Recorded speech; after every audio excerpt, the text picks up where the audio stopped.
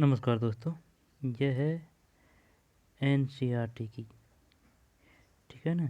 NCERT की कक्षा 9 की पाठ्य पुस्तक है। अर्थशास्त्र की शानदार बुक है, ऑथेंटिक बुक है। इसमें अपन को जो परीक्षा की दृष्टि से महत्वपूर्ण है फैक्ट उनको देखना है ढंग से। वैसे अपन इस पाठ को पहले पूरे पढ़ चुके हैं, पूरी किताब को पूरी पढ़ चुके हैं, लेकिन जो परीक्षा की दृष्टि से महत्वपूर्ण तत्व फैक्ट है वो अच्छी तरह से याद होने चाहिए, जिससे कि एग्जाम में क्वेश्चन गलत ना हो। यहाँ से क्वेश्चन आने की पूरी संभावना रहती है क्योंकि सरकारी बुक है। तो चलिए शुरू करते हैं। अध्याय 3 1 और 2 पढ़ चुके हैं अपन। निर्धनता एक चुनौती। निर्धनता एक चुनौती। अवलोकन। इस अध्याय में निर्धनता के विषय में चर्चा की गई है, जो स्वतंत्र भारत के सम्मुख एक सर्वाधिक कठिन चुनौती है। उदाहरणों द्वारा इस बहुआयामी समस्या की चर्चा करने के पश्चात यह अध्याय सामाजिक विज्ञानों में निर्धनता के प्रति दृष्टिकोण की भी चर्चा करता है। भारत तथा विश्व में निर्धनता की प्रवृत्तियों को निर्धनता रेखा की अवधारणा के माध्यम से समझाया गया है। निर्धनता के कारणों एवं सरकार द्वारा किए गए निर्धनता निवारण के उपायों की भी चर्चा की गई है। निर्धनता की आधिकारिक अवधारणा को मानव निर्धनता तक विस्तृत करके अध्याय का समापन किया गया है। दोबारा से देख लेते हैं। इस अध्याय में निर्धनता के विषय में चर्चा की गई है, ठीक, जो स्वतंत्र भारत के सम्मुख एक सर्वाधिक कठिन चुनौती है। उदाहरणों द्वारा इस बहुआयामी समस्या की चर्चा करने के पश्चात यह अध्याय सामाजिक विज्ञानों में निर्धनता के प्रति दृष्टिकोण की भी चर्चा करता है। भारत तथा विश्व में निर्धनता की प्रवृत्तियों को निर्धनता रेखा की अवधारणा के माध्यम से समझाया गया है। निर्धनता के कारणों एवं सरकार द्वारा किए गए निर्धनता निवारण के उपायों की भी चर्चा की गई है।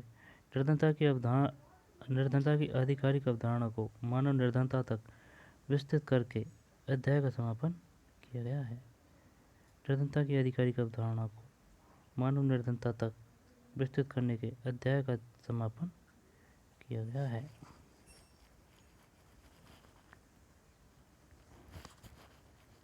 निर्धनता की आधिकारिक अवधारणा को मानव निर्धनता तक विस्तृत करके अध्याय का समापन किया गया है। निर्धनता की आधिकारिक अवधारणा को मानव निर्धनता तक विस्तृत करके अध्याय का समापन किया गया है। ठीक है भैया।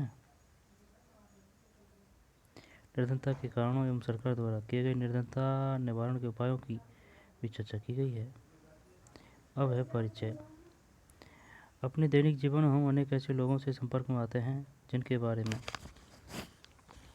हम सोचते हैं कि वे निर्धन हैं। वे गांवों के भूमिहीन श्रमिक भी हो सकते हैं और शहरों की भीड़ भरी झुग्गियों में रहने वाले लोग भी। वे निर्माण स्थलों के दैनिक वेतनभोगी श्रमिक भी हो सकते हैं और ढाबों में काम करने वाले बाल श्रमिक भी। वे चिथड़ों में बच्चे उठाए भिखारी भी हो सकते हैं। हम अपने चारों निर्धनता देखते हैं। वास्तव में देश का हर एक चौथा व्यक्ति निर्धन है। इसका अर्थ यह है कि वर्ष 2011 में भारत में मोटे तौर पर 270 मिलियन या 70 करोड़ लोगों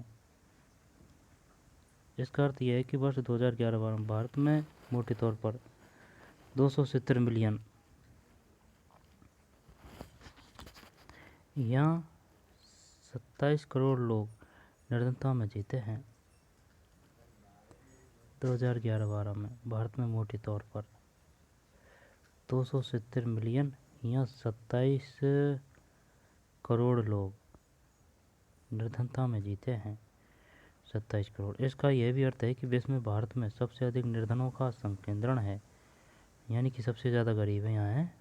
संकेंद्रण का मतलब यही है। यह इस चुनौती की गंभीरता को दर्शाता है। निर्धनता के दो विशिष्ट मामले। ये क्या है? ये है भाई साहब राम रसन की कहानी। निर्धनता के दो विशिष्ट मामले। 33 वर्षीय राम रसन झारखंड में रांची के निकट गेहूं के आटे की एक मिल में दैनिक श्रमिक के रूप में काम करता है। जब कभी उसे रोजगार मिलता है तो वह एक महीने में लगभग 1500 रुपये कमा लेता है। यह 6 सदस्यों परिवार को चलाने के लिए पर्याप्त नहीं है, जिसमें उसकी पत्नी और 6 माह पत्नी और 6 माह से 12 माह तक की आयु के 4 बच्चे शामिल हैं। उसे रामगढ़ के समीप गांव में रह रहे अपने बूढ़े माता पिता के लिए भी पैसा भेजना पड़ता है। उसके भूमिहीन श्रमिक पिता अपने जीवन निर्वाह के लिए राम रसन और हजारीबाग में रह रहे उसके भाई पर निर्भर है। राम रसन शहर के बाहरी क्षेत्र में स्थित भीड़ भरी बस्ती के किराए पर एक कमरे के मकान में रहता है। यह ईंटों और मिट्टी के खपड़ों से बनी एक कामचलाऊ झोंपड़ी है। उसकी पत्नी संता देवी कुछ घरों में अंशकालीन नौकरानी का काम करती है तथा 800 रुपये कमा लेती है। वे दिन में 2 बार दाल और चावल का अल्प भोजन जुटा लेते हैं, पर यह उन सब के लिए कभी पर्याप्त नहीं होता। उसका बड़ा बेटा परिवार की आय में वृद्धि के लिए चाय की एक दुकान में एक सहायक का काम करके 300 रुपये और कमा लेता है। उसकी 10 साल की बेटी छोटे बच्चों की देखभाल करती है। कोई भी बच्चा स्कूल नहीं जाता। उनमें से प्रत्येक के पास 2 जोड़े फटे पुराने कपड़े ही हैं। नए कपड़े तभी खरीदे जाते हैं जब पुराने बिल्कुल पहनने योग्य नहीं रहते। जूते पहनना विलासिता है। छोटे बच्चे अल्पपोषित रहते हैं। जब वे बीमार होते हैं तो उन्हें चिकित्सा की कोई सुविधा नहीं मिलती। ये है भाई रामचरण की कहानी।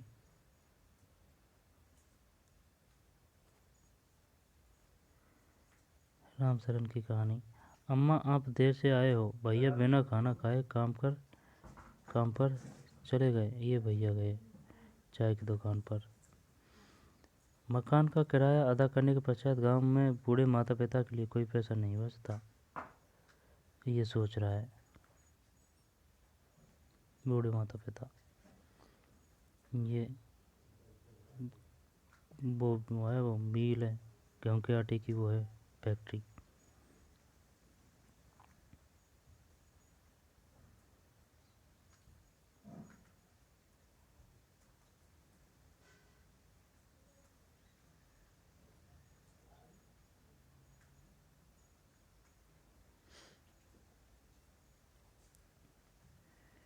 ग्रामीण निर्धनता। लक्का सिंह उत्तर प्रदेश में मेरठ के एक गांव का रहने वाला है। उसके परिवार के पास कोई भूमि नहीं है, इसलिए वह बड़े किसानों के लिए छोटे मोटे काम करता है। काम अनियमित होता है और आय भी वैसी ही होती है। कई बार उसे पूरे दिन की मेहनत के बदले 50 रुपये ही मिलते हैं, लेकिन प्राय खेतों में पूरे दिन मेहनत करने के बाद उसे वस्तु के रूप में कुछ किलोग्राम गेहूँ, दाल या थोड़ी सी सब्जी भी मिल जाती है। 8 सदस्यों का परिवार हमेशा 2 वक्त का भोजन भी नहीं जुटा पाता। लक्का सिंह गांव के बाहर एक कच्ची झोपड़ी में रहता है। परिवार की महिलाएं पूरा दिन खेतों में चारा काटने और खेतों से जलाने की लकड़ियां बीनने में ही गुजार देती है। उसके पिता की जो तपेदिक के मरीज थे, चिकित्सा के बाद 2 वर्ष पूर्व मृत्यु हो गई। उसकी माँ अब उसी बीमारी से ग्रस्त है। उसका जीवन भी धीरे धीरे क्षीण हो रहा है। यद्यपि गांव में एक प्राथमिक विद्यालय है, लक्का वहाँ भी नहीं गया। उसे 10 वर्ष की उम्र से ही कमाना शुरू करना पड़ा। नए कपड़े खरीदना कुछ वर्षों में ही संभव हो पाता है। यहाँ तक कि परिवार के लिए साबुन और तेल भी एक विलासिता है। क्या मैं कभी अपने परिवार के लिए नए कपड़े खरीद सकूंगा? लक्का सिंह की कहानी।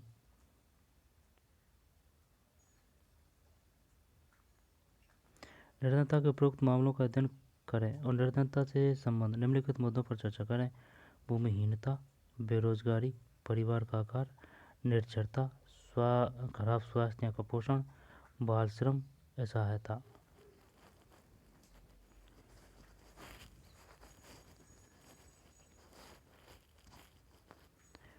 ऊपर दोनों विशिष्ट उदाहरण निर्धनता के अनेक आयामों को दर्शाते हैं। वे दर्शाते हैं कि निर्धनता करते भूखमरी और आश्रय का नहीं होना। यह एक ऐसी स्थिति भी है जब माता पिता अपने बच्चों को विद्यालय नहीं भेज पाते या कोई बीमार आदमी इलाज नहीं करवा पाता। निर्धनता का अर्थ स्वच्छ जल और सफाई सुविधाओं का अभाव भी है। इसका अर्थ नियमित रोजगार की कमी भी है तथा न्यूनतम शालीनता स्तर का अभाव भी है। अतः इसका अर्थ है असहायता की भावना के साथ जीना। निर्धन लोग ऐसी स्थिति में रहते हैं जिसमें उनके साथ खेतों, कारखानों, सरकारी कार्यालयों, अस्पतालों, रेलवे स्टेशनों और लगभग सभी स्थानों पर दुर्व्यवहार होता है। स्पष्ट है कि कोई भी निर्धनता में जीना नहीं चाहता। अपने करोड़ों लोगों को दयनीय निर्धनता से बाहर निकालना स्वतंत्र भारत की सबसे बड़ी चुनौती में से एक रही है। महात्मा गांधी हमेशा उस पर बल दिया करते थे कि भारत सही अर्थों में तभी स्वतंत्र होगा जब यहाँ का सबसे निर्धन व्यक्ति भी मानवीय व्यथा से मुक्त होगा। सामाजिक विज्ञानियों की दृष्टि में निर्धनता। क्योंकि निर्धनता के अनेक पहलू हैं, सामाजिक वैज्ञानिक उसे अनेक सूचकों के माध्यम से देखते हैं। सामान्यतः प्रयोग किए जाने वाले सूचक वे हैं जो आय और उपभोग के स्तर से संबंधित है। लेकिन अब निर्धनता को निर्जरता स्तर, कुपोषण के कारण, रोग प्रतिरोधक क्षमता की कमी, स्वास्थ्य सेवाओं की कमी, रोजगार के अवसरों की कमी, सुरक्षित पेयजल एवं स्वच्छता तक पहुंच की कमी आदि जैसे अन्य सामाजिक सूचकों के माध्यम से देखा जाता है। सामाजिक अपवर्जन और असुरक्षा पर आधारित निर्धनता का विश्लेषण अब बहुत सामान्य होता जा रहा है। देखें बॉक्स, कौन सा बॉक्स देखें?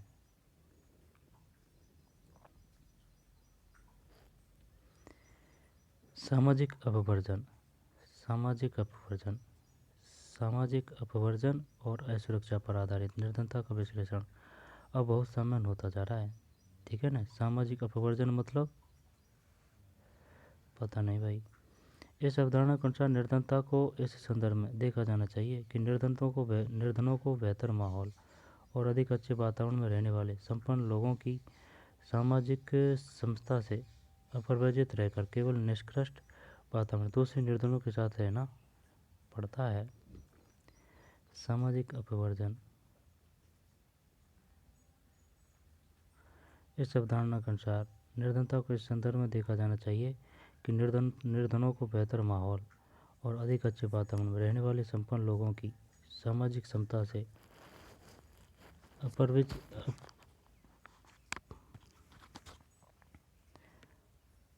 अपरवर्जित रहकर केवल निष्कृष्ट वातावरण में समझ में को है भाई। अब यही जगह है ना। बताइए सामाजिक अपवर्जन क्या है। इस अवधारणा के अनुसार निर्धनता को इस संदर्भ में देखा जाना चाहिए कि निर्धनों को बेहतर माहौल और अधिक अच्छे वातावरण में रहने वाले संपन्न लोगों की सामाजिक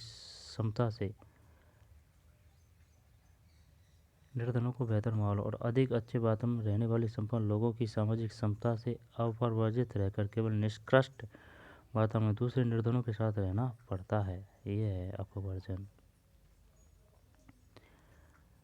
सामान्य अर्थ में सामाजिक अपवर्जन निर्धनता का एक कारण है और परिणाम दोनों हो सकता है।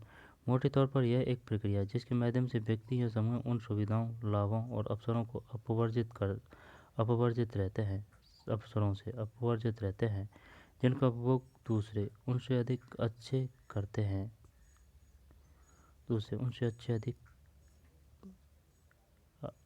लाभों और अवसरों से अपवर्जित रहते हैं जिनका उपभोग दूसरे उनसे अधिक अच्छे करते हैं। इसका एक विशिष्ट उदाहरण भारत में जाति व्यवस्था की कार्यशैली है जिसमें कुछ जातियों के लोगों को समान अवसरों से अपवर्जित रखा जाता है। इस प्रकार सामाजिक अपवर्जन लोगों की आय की बहुत कम नहीं करता बल्कि यह इसे भी कहीं अधिक क्षति पहुंचा सकता है। असुरक्षा। निर्धनता के प्रति असुरक्षा एक माप है और कुछ विशेष समुदाय जैसे किसी पिछड़ी जाति के सदस्य या व्यक्तियों जैसे कोई विधवा या शारीरिक रूप से विकलांग व्यक्ति के भावी वर्षों में निर्धन होने या निर्धन बने रहने की अधिक संभावना जताता है। असुरक्षा का निर्धारण परिसंपत्तियों, शिक्षा, स्वास्थ्य और रोजगार के अवसरों के रूप में जीविका खोजने के लिए विभिन्न समुदायों के पास उपलब्ध विकल्पों से होता है। इसके अलावा इसका विश्लेषण प्राकृतिक आपदाओं, भूकंप, सुनामी, आतंकवाद आदि मामलों में इन समूहों के सक्षम विद्यमान बड़े जोखिमों के आधार पर किया जाता है। 1 मिनट भाई। ये बोल रहा है असुरक्षा। निर्धनता के प्रति असुरक्षा एक माप है जो कुछ विशेष समुदायों जैसे किसी पिछड़ी जाति के सदस्य या व्यक्तियों जैसे कोई विधवा या शारीरिक रूप से विकलांग व्यक्ति के भावी वर्षों में निर्धन होने या निर्धन बने रहने की अधिक संभावना जताता है।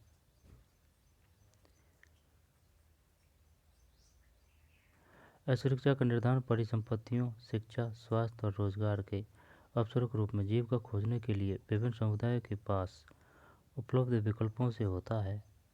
इसके अलावा इसका विश्लेषण प्राकृतिक आपदाओं, भूकंप, सुनामी, आतंकवाद आदि मामलों में इन समूहों के समक्ष विद्यमान बड़े जोखिमों के आधार पर किया जाता है।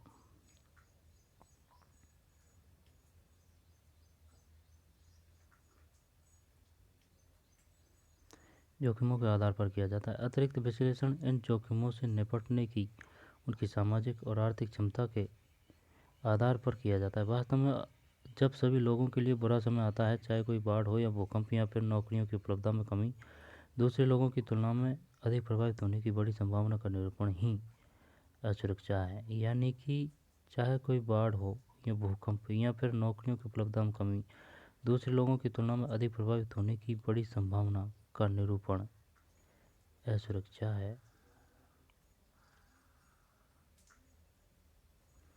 निर्धनता रेखा। निर्धनता पर चर्चा के केंद्र में सामान्यतः निर्धनता रेखा की अवधारणा होती है।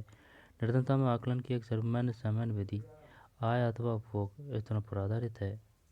किसी व्यक्ति को निर्धन माना जाता है यह उसकी आय का उपभोग स्तर किसी ऐसे न्यूनतम स्तर से नीचे गिर जाए तो मूल आवश्यकताओं के एक दिए हुए समय को पूर्ण करने के लिए आवश्यक है। मूल आवश्यकताओं को पूर्ण करने के लिए आवश्यक वस्तुएं विभिन्न कालों एवं विभिन्न देशों में भिन्न है। अतः काल एवं स्थान के अनुसार निर्धनता रेखा भिन्न हो सकती है। प्रत्येक देश एक काल्पनिक रेखा का प्रयोग करता है जिसे विकास एवं उसके स्वीकृत न्यूनतम सामाजिक मानदंडों के वर्तमान स्तर के अनुरूप माना जाता है। उदाहरण के लिए अमेरिका में उस आदमी को निर्धन माना जाता है जिसके पास कार नहीं है, जबकि भारत में अब भी कार रखना विलासिता मानी जाती है। भारत में निर्धनता रेखा का निर्धारण करते समय जीवन निर्वाह के लिए खाद्य आवश्यकता, कपड़ों, जूतों, ईंधन और प्रकाश, शैक्षिक व चिकित्सा संबंधी आवश्यकताओं आदि पर विचार किया जाता है। इन भौतिक मात्राओं को रुपयों में उनकी कीमतों से गुणा कर दिया जाता है। निर्धनता रेखा का आकलन करते समय खाद्य आवश्यकताओं के लिए वर्तमान सूत्र वांछित कैलोरी आवश्यकताओं पर आधारित है। खाद्य वस्तुएं जैसे अनाज, दालें, सब्जियां, दूध, तेल, चीनी आदि मिलकर इस आवश्यक कैलोरी की पूर्ति करते हैं। अनाज, दालें, सब्जियां, दूध, तेल, चीनी आदि मिलकर इस आवश्यक कैलोरी की पूर्ति करते हैं। आयु, लिंग, काम करने की प्रवृत्ति आदि के आधार पर कैलोरी आवश्यकताएं बदलती रहती है। भारत में स्वीकृत कैलोरी आवश्यकताएं ग्रामीण क्षेत्रों में कितनी है? 2400। क्वेश्चन आ चुका है 2400। और कैलोरी प्रति व्यक्ति प्रतिदिन एवं ग्रामीणों में 2400 है ना। कैलोरी प्रति व्यक्ति प्रतिदिन एवं नगरीय क्षेत्रों में 2100 कैलोरी प्रति व्यक्ति प्रतिदिन है। 2400 ग्रामीणों में, 2100 शहरी क्षेत्रों में, क्योंकि ग्रामीणों में ज़्यादा मेहनत का काम होता है इस वजह से 2400। क्योंकि ग्रामीण क्षेत्रों में रहने वाले लोग अधिक शारीरिक कार्य करते हैं, अतः ग्रामीण क्षेत्रों में कैलोरी आवश्यकता शहरी क्षेत्रों की तुलना में अधिक मानी गई है। अनाज आदि के रूप में इस कैलोरी आवश्यकताओं को खरीदने के लिए प्रति व्यक्ति मौद्रिक व्यय को कीमतों में वृद्धि को ध्यान में रखते हुए समय समय पर संशोधित किया जाता है। इन परिकल्पनाओं के आधार पर वर्ष 2011-12 में किसी व्यक्ति के लिए निर्धनता रेखा का निर्धारण ग्रामीण क्षेत्रों में 816 रुपये प्रति माह है। ठीक है ना। 11-12 किसी व्यक्ति के लिए निर्धनता रेखा का निर्धारण ग्रामीण क्षेत्रों में कितना? 816 रुपये प्रति माह है और शहरी क्षेत्रों में 1000 रुपये प्रति माह किया गया है। बताइए ग्रामीणों में निर्धनता रेखा का कितने रुपये प्रति माह माना गया है? मापदंड 816। क्वेश्चन ऐसे देगा 816, 817, 820 और 1000। 816 और शहरों में 1000 पर मंथ। कम कैलोरी की आवश्यकता के बावजूद शहरी क्षेत्रों के लिए उच्च राशि निश्चित की गई है, क्योंकि शहरी क्षेत्रों में अनेक आवश्यक वस्तुओं की कीमतें अधिक होती है। कम कैलोरी की आवश्यकता के बावजूद शहरी क्षेत्रों के लिए उच्च राशि निश्चित की गई है, क्योंकि शहरी क्षेत्रों में अनेक आवश्यक वस्तुओं की कीमत अधिक होती है। इस प्रकार वर्ष 2011-12 में ग्रामीण क्षेत्रों में रहने वाला 5 सदस्यों का परिवार निर्धनता रेखा के नीचे होगा।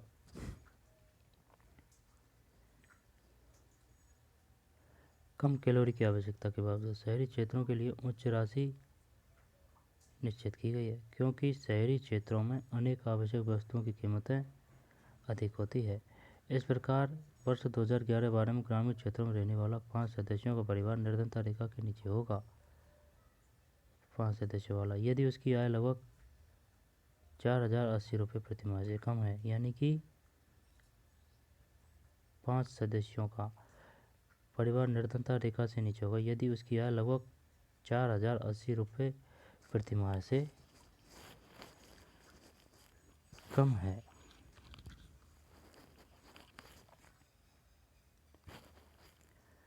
4080 कितना मापदंड है तो वही ये बताइए। ग्रामीण परिवार में 5 सदस्यों वाला परिवार कितनी आय तक का गरीब माना जाएगा? 4080। इसी तरह के परिवार को शहरी क्षेत्रों में अपनी मूल आवश्यकताएं पूरा करने के लिए कम से कम 5000 रुपये प्रतिमाह की आवश्यकता होती है, यानी कि 1000 रुपये बढ़ रहा है। वहाँ भी 2400 है तो इनकी 2100 है। आपने ग्रामीणों में 816 है तो वहाँ इनको 1000 रुपया है। और अब 5 वाले परिवार को ग्रामीणों की 4080 है तो शहरियों की 5000 रुपये प्रतिमाह की आवश्यकता होगी।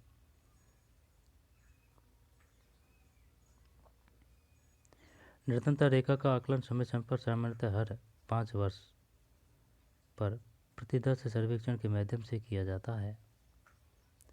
यह सर्वेक्षण राष्ट्रीय प्रतिदर्श सर्वेक्षण संगठन अर्थात national sample survey organisation NSSO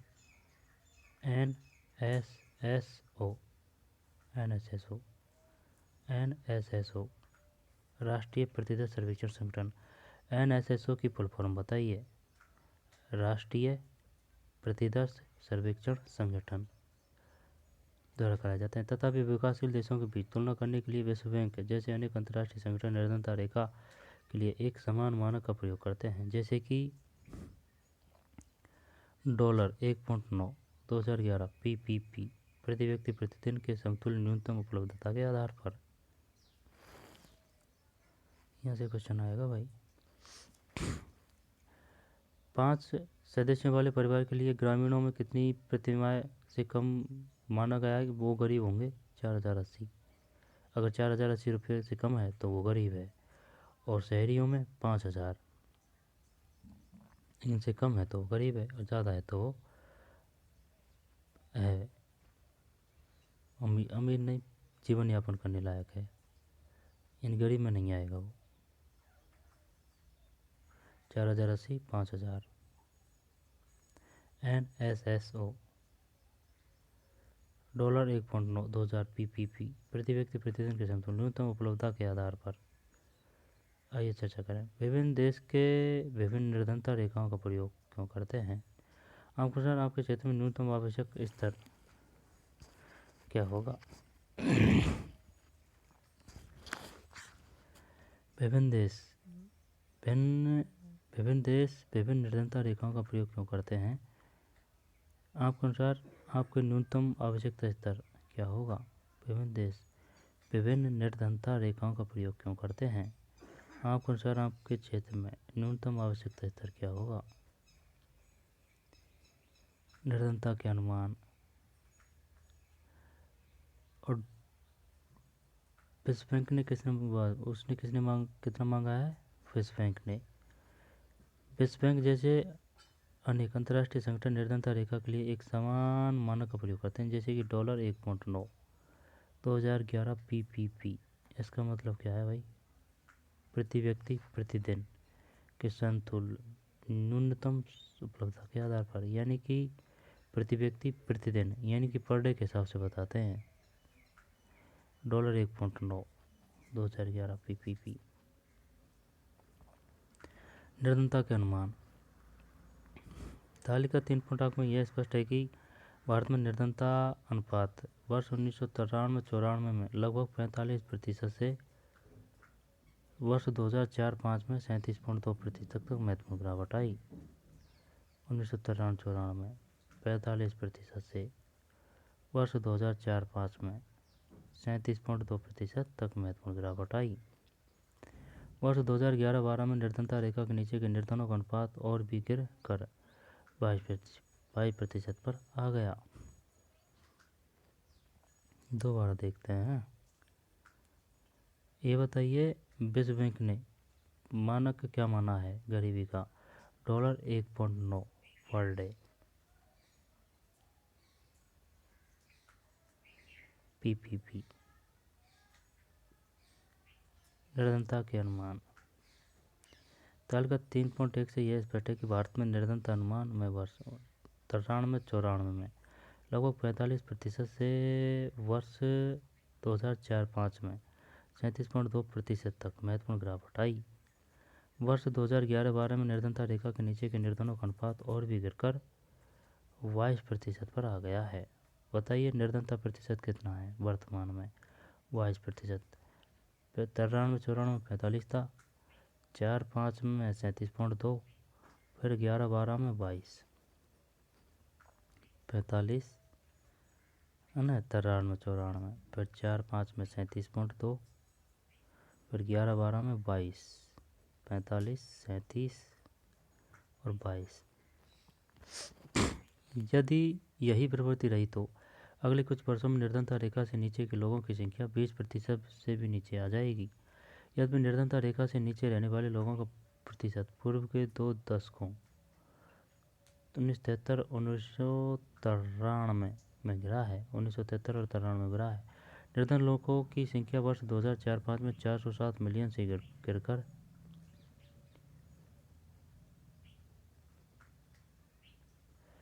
73 और 93 ना 1973 में गिरा है। निर्धन लोगों की संख्या वर्ष 2004-05 में 407 मिलियन से गिरकर 270 मिलियन, ठीक है। और 11-12 में जिसमें औसतन गिरावट 2.2% वर्ष 2004-05 में से 11-12 के बीच में हुई, यानी कि 73 और 93 में गिरा। निर्धन लोगों की संख्या वर्ष 2004-05 में थी 407 मिलियन पूरे वर्ल्ड में, गिरकर 270 मिलियन, ठीक है। और वर्ष 2011-12 जिसमें औसतन गिरावट 2.2% वर्ष 2004-05 से 11-12 के बीच में हुई, यानी पर साल 2.2% घटी थी, 2.2।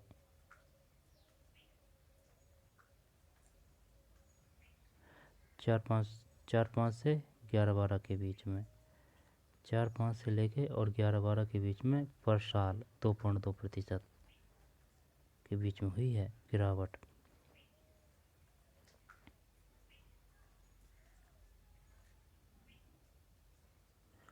चार 407 थी, अब गिरकर 270 मिलियन वर्ष 2011-12, जिसमें औसतन गिरावट 2.2% वर्ष 2004-05 से 11-12 के बीच में हुई है। ये है भारत में निर्धनता के अनुमान। तेंदुलकर कार्यप्रणाली, ये आता है क्वेश्चन।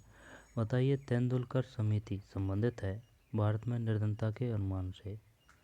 भारत में निर्धनता के अनुसार तेंदुलकर, कैसे याद करें? तेंदुलकर यानी कि क्रिकेटर, कैसे भी जुगाड़ सुगाड़ करके याद करें। तेंदुलकर कमेटी संबंधित है भारत में निर्धनता के अनुमान से। आर्थिक सर्वेक्षण 2017-18 वर्ष 1993-94 निर्धनता अनुपात प्रतिशत और निर्धनों की संख्या करोड़ में। जब 93-94 507, शहरी 32, योग 45, ग्रामीणों में है 329 निर्धनों की संख्या, ग्रामीणों में 329, शहरी में 75, संयुक्त योग 404। निर्धनता अनुपात वैसे ग्रामीणों में कम है, नहीं ग्रामीणों में ज़्यादा है, शहरी में कम है। शहरी में यही है ना 32, ग्रामीणों में 507 है, योग 45 और 329 75 404। फिर 2004-05 42 ग्रामीण में, शहरी में 26 है, योग 37 और 326। ये तो तेरी बात सही है, लेकिन ये तो है निर्धनता अनुपात प्रतिशत में, यह है निर्धनों की संख्या करोड़ में, है ना। 37 जब 326 81 407 करोड़ 355 करोड़ 270 है। अब शहरी पहले 75, 81, 76, 53, यानी 75 फिर बढ़ी, फिर घटी, अब फिर घट रही है शहरी, है ना। और ग्रामीण 329, 326, 278, 277, घटी घट रही है, अब 277 है, बस 217, 270 रिक्त है, शहरी 53 है, 217 है, और योग 22 है, शहरी 14 और ग्रामीण 26, 11, 12, ग्रामीण 26, शहरी 14, यानी कि आधे से ज़्यादा है लगभग में ग्रामीणों की। ग्रामीण शहरी 14, योग 22 है, यानी कुल निर्धनता है 22, पहले 45 थी, 37, 30, अब 22 है। कुल निर्धनता कितनी है? 22। यहाँ पर ग्रामीण निर्धनता कितनी है सन 2011-12 के अनुसार? 26। शहरियों की कितनी है? 14। 11-12 का ही आएगा आंकड़ा, यही 26, 14, 22 और 217 ग्रामीण करोड़, शहरी 53 करोड़, संयुक्त योग 270 करोड़। ग्रामीणों में ज़्यादा है भाई गरीबी, 217 करोड़, शहरी में 53 ही है, 270 करोड़। ठीक, 404, 407, 355, 270, 270, शहरों में 53, ग्रामीणों में 217। कुल योग है 22% निर्धनता का वर्तमान में, और शहरों में है 14% और ग्रामीणों में 26।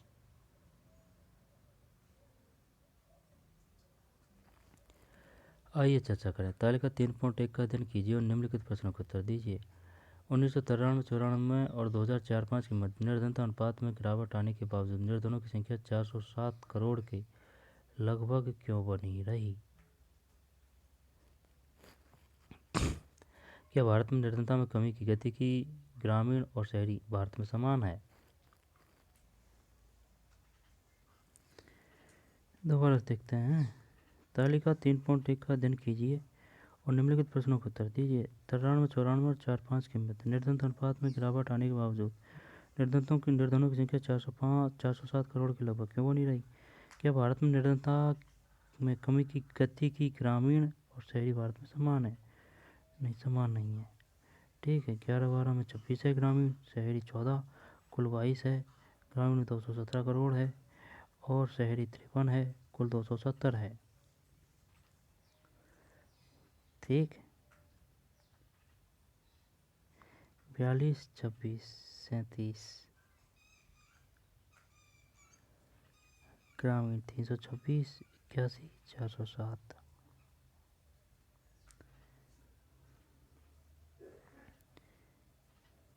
असुरक्षित समूह है। निर्धनता रेखा से नीचे के लोगों का अनुपात भी भारत में सभी सामाजिक समूह और आर्थिक वर्गों में एक समान नहीं है।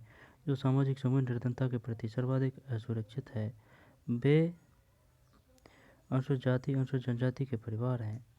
इसी प्रकार आर्थिक समूह में सर्वाधिक असुरक्षित समूह ग्रामीण, कृषि श्रमिक परिवार और नगरीय अनियमित मजदूर परिवार हैं। अनुसूचित जाति, अनुसूचित जनजाति के परिवार हैं। इसी प्रकार आर्थिक समूह सर्वाधिक असुरक्षित समूह है ग्रामीण, कृषि श्रमिक परिवार, नगरीय अनियमित मजदूर परिवार है। निम्नलिखित आरेख 3.1 इन सभी समूहों में निर्धन लोगों के प्रतिशत को दर्शाता है। यद्यपि निर्धनता रेखा के नीचे के लोगों का औसत भारत में सभी समूह के लिए 22% है, 22 है। अनुसूचित जनजातियों में 100 में से 43 लोग अपनी मूल आवश्यकताओं को पूरा करने में असमर्थ है। 100 में से 43 लोग, ठीक, 100 में से 43 लोग अपनी मूल आवश्यकताओं को पूरा करने में असमर्थ है। इसी तरह नगरीय क्षेत्रों में 34% अनियमित मजदूर निर्धनता रेखा के नीचे है। लगभग 34% अनियमित कृषि श्रमिक ग्रामीण क्षेत्र में और 29% अनुसूचित जातियाँ निर्धन है। यहाँ से क्वेश्चन आएगा भाई, 22% है गरीबन है और अनुसूचित जनजाति के 100 में से 43 लोग अपनी मूल आवश्यकताओं को पूरा करने में असमर्थ है। इसी तरह नगरीय क्षेत्रों में 34% अनियत मजदूर निर्धनता रेखा के नीचे हैं। 34 लगभग 34% अनियत कृषि श्रमिक ग्रामीण क्षेत्र में और 29% अनुसूचित जातियां भी निर्धन हैं। 29% अनुसूचित जातियां भी निर्धन है। 29% अनुसूचित जातियां भी निर्धन है। बताइए, अनुसूचित जनजातियों में से 100 में से कितने लोग अपनी मूलभूत आवश्यकताओं को पूरा करने में असमर्थ है? 43। और बताइए, अनुसूचित जातियों में से कितने प्रतिशत लोग गरीब हैं? 29%। 29। अनुसूचित जाति या अनुसूचित जनजाति के सामाजिक रूप से सुविधा वंचित सामाजिक समूहों का भूमिहीन अनियमित दिहाड़ी श्रमिक होना उनकी दोहरी असुविधा की समस्या की गंभीरता को दिखाता है। हाल के कुछ अध्ययनों ने दर्शाया कि 1970 के दशक के दौरान अनुसूचित जनजाति परिवारों को छोड़कर हाल ही के अध्ययनों ने दर्शाया कि 1990 के दशक के दौरान हाल ही के कुछ अध्ययनों ने दर्शाया है कि 1990 के दशक के दौरान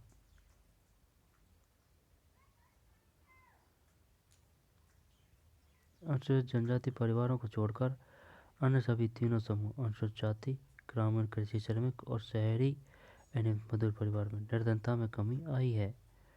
अनुसूचित जनजाति परिवारों को छोड़कर अन्य सभी तीनों समूह अनुसूचित जाति, ग्रामीण कृषि श्रमिक और शहरी अनियमित मजदूर परिवार में निर्धनता में कमी आई है। अच्छा, अनुसूचित जाति SC और ग्रामीण कृषि श्रमिक और शहरी अनियमित मजदूर परिवार में निर्धनता में कमी आई है। अब क्वेश्चन कैसे बनाएगा? वो ये बनाएगा कि बताइए 1990 के दशक के अनुसार निम्नलिखित में किन समूहों में निर्धनता में कमी आई है? इन सामाजिक समूहों के अतिरिक्त परिवारों में भी आय असमानता है। निर्धन परिवारों में सभी लोगों को कठिनाइयों का सामना करना पड़ता है, लेकिन कुछ लोग दूसरों से अधिक कठिनाइयों का सामना करते हैं। कुछ संदर्भों में महिलाओं, वृद्ध लोगों और बच्चियों को भी ढंग से परिवार के उपलब्ध संसाधनों तक पहुंच से वंचित किया जाता है। ठीक, 1990 के दशक। अनुसूचित जनजाति के परिवारों को छोड़कर अनुसूचित जाति, ग्रामीण कृषि श्रमिक और शहरी अनियमित मजदूर परिवार में निर्धनता में कमी आई है।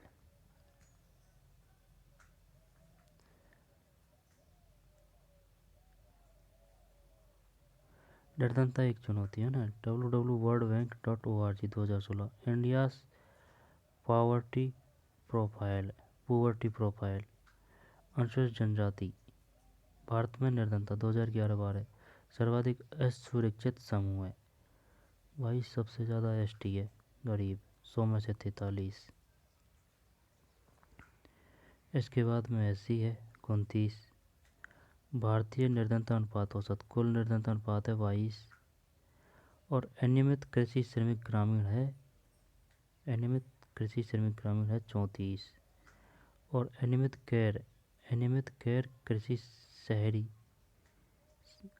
गैर कृषि श्रमिक शहरी 34।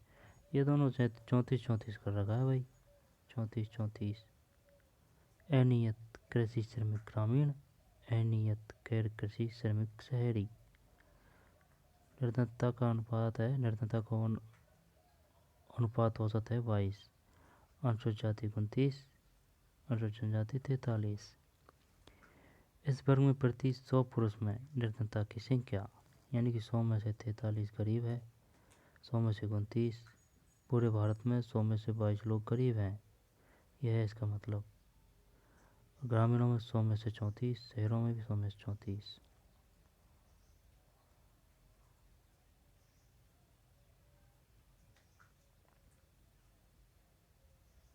ठीक, कोई दिक्कत नहीं।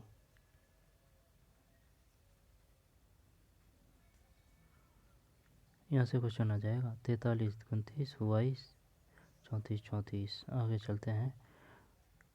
मैं शहर में पर्याप्त पैसा प्राप्त नहीं कर सका, इतनी अनियमितता में मैं अपने बच्चों को विद्यालय कैसे भेजूंगा। शिवरमन की कहानी है।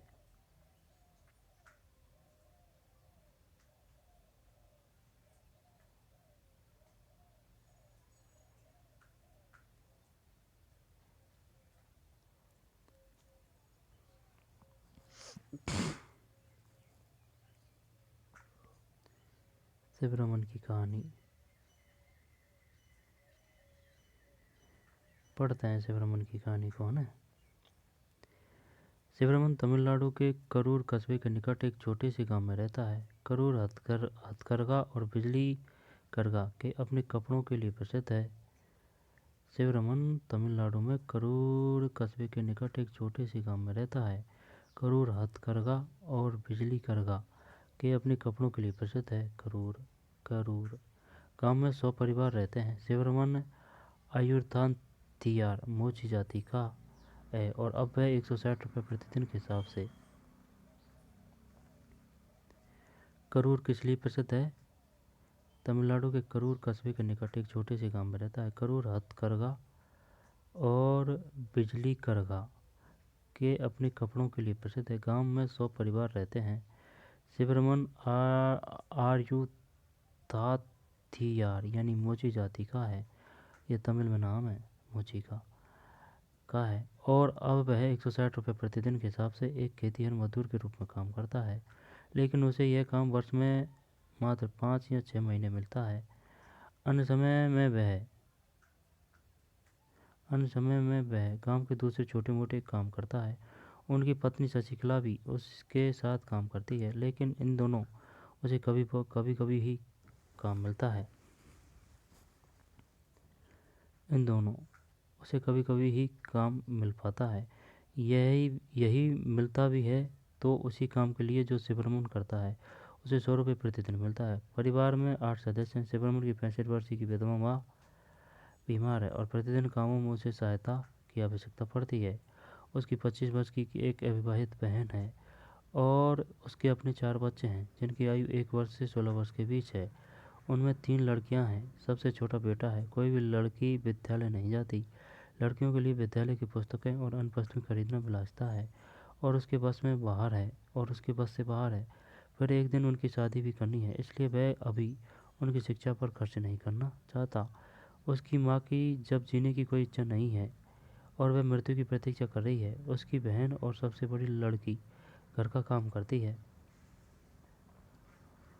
शिवरमन अपने बेटे को बड़ा होने पर विद्यालय भेजना चाहता है।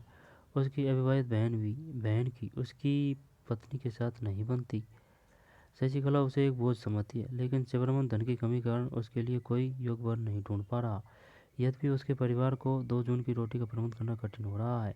शिवरमन मात्र अपने बेटे के लिए कभी कभी दूध खरीद लेता है। आइए चर्चा करें। अपने आसपास के कुछ निर्धन परिवारों का अवलोकन करें और यह पता लगाने का प्रयास करें कि वे किस सामाजिक आर्थिक समूह से संबंध है। परिवार में कमाने वाले सदस्य कौन है? परिवार में वृद्धों की स्थिति क्या है?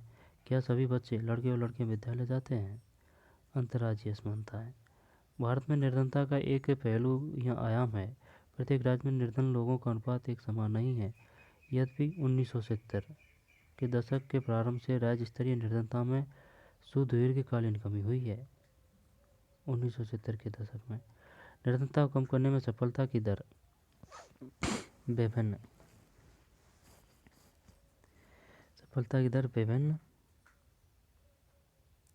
राज्यों में अलग अलग है। वर्ष 2011-12 में भारत में निर्धनता अनुपात 22% है। ठीक है। कुछ राज्य जैसे कि मध्य प्रदेश, असम, उत्तर प्रदेश, बिहार एवं उड़ीसा में निर्धनता अनुपात राष्ट्रीय अनुपात से ज़्यादा है। किन किन में? मध्य प्रदेश भी है, असम है, उत्तर प्रदेश है, बिहार है, उड़ीसा है। मध्य प्रदेश, असम, उत्तर प्रदेश, बिहार है एवं उड़ीसा में निर्धनता अनुपात राष्ट्रीय अनुपात से ज़्यादा है। जैसा कि आरेख 3.2 में दर्शाया गया है। बिहार और उड़ीसा क्रमशः 37.7 और 32.6% निर्धनता औसत के साथ 2 सर्वाधिक निर्धन राज्य बने हुए हैं। एक तो बिहार और एक उड़ीसा। बिहार का 33 है, उड़ीसा का 32.6 है। ओडिशा, मध्य प्रदेश, बिहार और उत्तर प्रदेश में ग्रामीण निर्धनता के साथ नगरीय निर्धनता भी अधिक है। ओडिशा, मध्य प्रदेश, बिहार और उत्तर प्रदेश में ग्रामीण निर्धनता के साथ नगरीय निर्धनता भी अधिक है। इसकी तुलना में केरल, महाराष्ट्र, आंध्र प्रदेश, तमिलनाडु, गुजरात, पश्चिम बंगाल में निर्धनता में उल्लेखनीय गिरावट आई है। केरल, महाराष्ट्र, आंध्र प्रदेश, तमिलनाडु, गुजरात और पश्चिम बंगाल में निर्धनता में उल्लेखनीय गिरावट आई है। पंजाब और हरियाणा जैसे राज्य उच्च कृषि वृद्धि दर से निर्धनता कम करने में पारंपरिक रूप से सफल रहे हैं। पंजाब और हरियाणा। केरल ने मानव संसाधन विकास पर अधिक ध्यान दिया। पश्चिमी बंगाल में भूमि सुधार उपायों से निर्धनता कम करने में सहायता मिली। भूमि सुधार उपायों से। आंध्र प्रदेश और तमिलनाडु में अनाज का सार्वजनिक वितरण इसमें सुधार का कारण हो सकता है। आंध्र प्रदेश और तमिलनाडु में अनाज का सार्वजनिक वितरण इसमें सुधार का कारण हो सकता है। वैश्विक निर्धनता परिदृश्य सारणी कहाँ है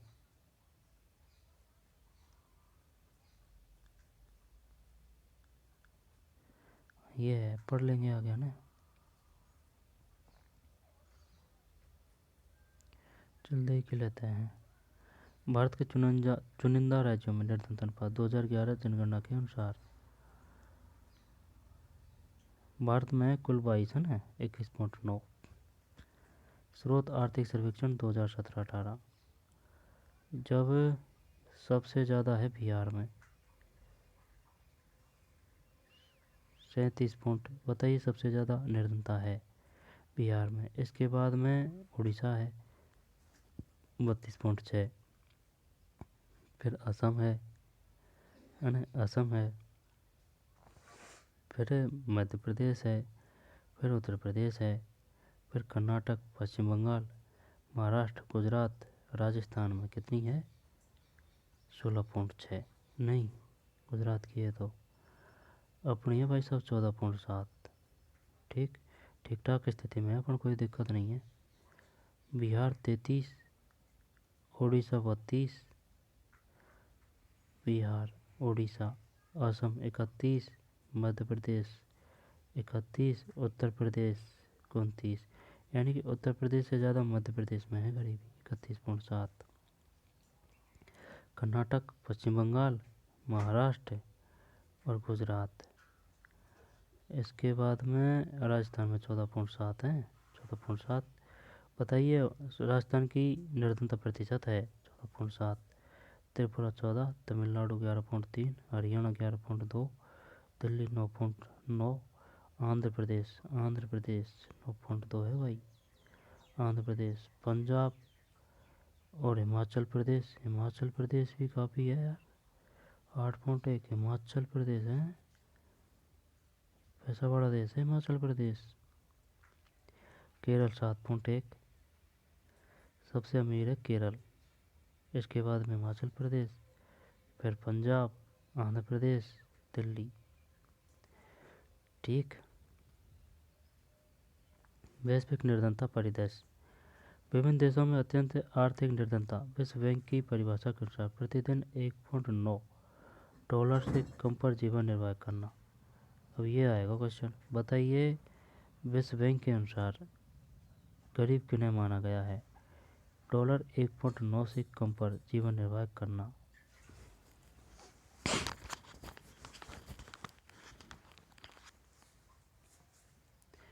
डॉलर 1.9 से कम पर जीवन निर्वाह करना में रहने वाले लोगों का अनुपात 1990 के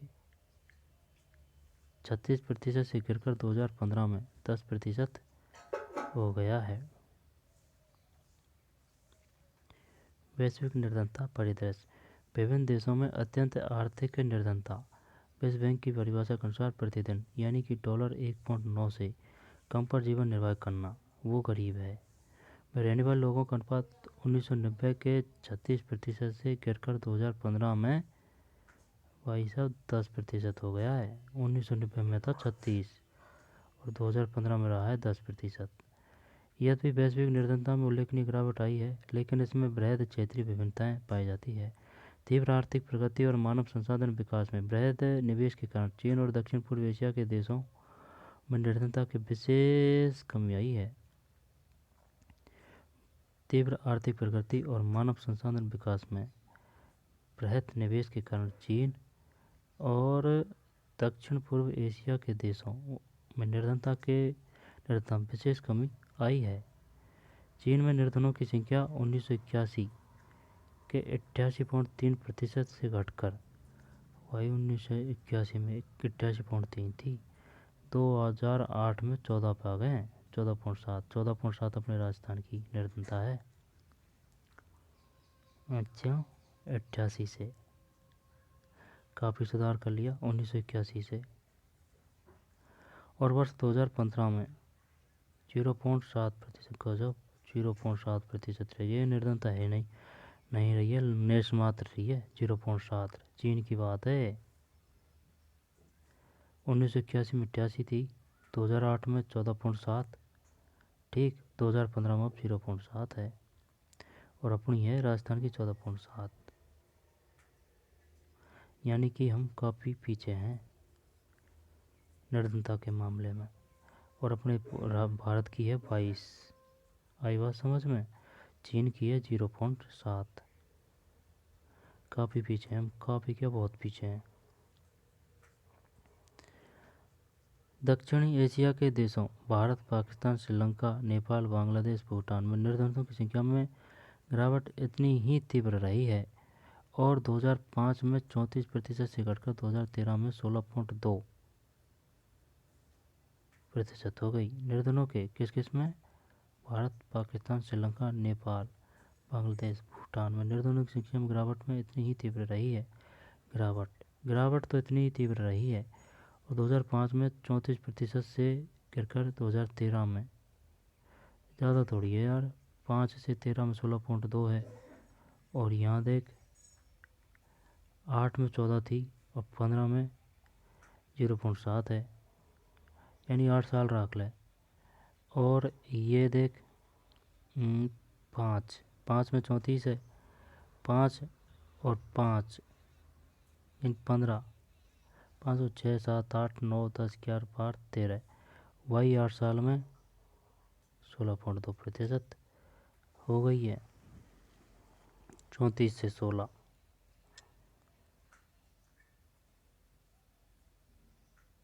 और ये 14 से 0.14% घटी है यहाँ, और यहाँ 8% घटी है। यहाँ 2008 से 14.3 से 2015 है ना, लगभग में 0.7, यानी 14% घट गई। और यहाँ 2005 में 34 है, तो 5, 5 और 10, 15, यानी 7-8 साल रख ले। जब 16 दूनी 32, 16 दूनी 32, इतनी घटी है ना, 16 दूनी 32, इतनी घटी है। हाँ, घटी तो इतनी ही है, लेकिन है ज़्यादा है अपने आप। चीन में निर्धनों की संख्या 1981 में 88.3% से घटकर 2008 में 14.7% और वर्ष 2015 में 0.7% रह गई है। दक्षिण एशिया के देशों भारत, पाकिस्तान, श्रीलंका, नेपाल, बांग्लादेश, भूटान में निर्धनों की संख्या में गिरावट इतनी ही तीव्र रही है और 2005 में 34% से गिरकर 2013 में 16.2% हो गई है। निर्धनता प्रतिशत में गिरावट के साथ ही निर्धनों की संख्या में भी कमी आई है। 2005 में 510.4 मिलियन से घटकर 2013 में 274.5 मिलियन, 510 से 274.5 मिलियन रह गई है। भिन्न निर्धनता रेखा परिभाषा के कारण भारत में भी निर्धनता राष्ट्रीय अनुमान से अधिक है। भिन्न निर्धनता रेखा परिभाषा के आधार भिन्न निर्धनता रेखा परिभाषा के कारण भारत में भी निर्धनता राष्ट्रीय अनुमान से अधिक है।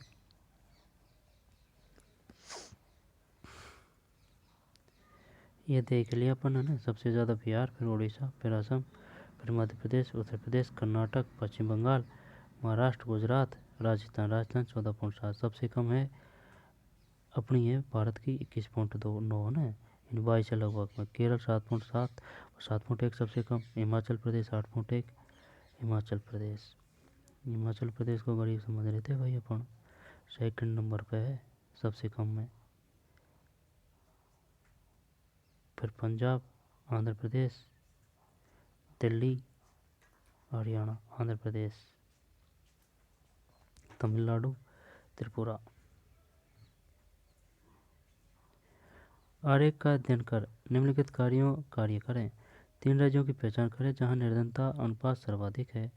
3 राज्यों की पहचान करें जहां निर्धनता अनुपात सबसे कम है। ठीक। सब सहारा अफ्रीका में निर्धनता वास्तव में 2005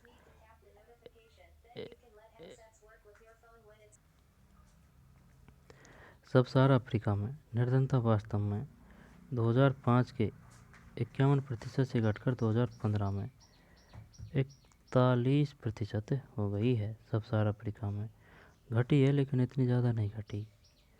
ठीक है ना, 51 से 41। आरेख 3.3 देखें। चल आरेख को देख लेते हैं, पहले पढ़ लेते हैं फिर देख लेंगे। आरेख को देख लेते हैं। चल, निर्धनता हेड काउंट अनुपात कुछ चुनिंदा देशों के बीच तुलना। प्रतिदिन $1.9 से कम पाने वालों की संख्या। $1.9 से कम पाने वालों की संख्या।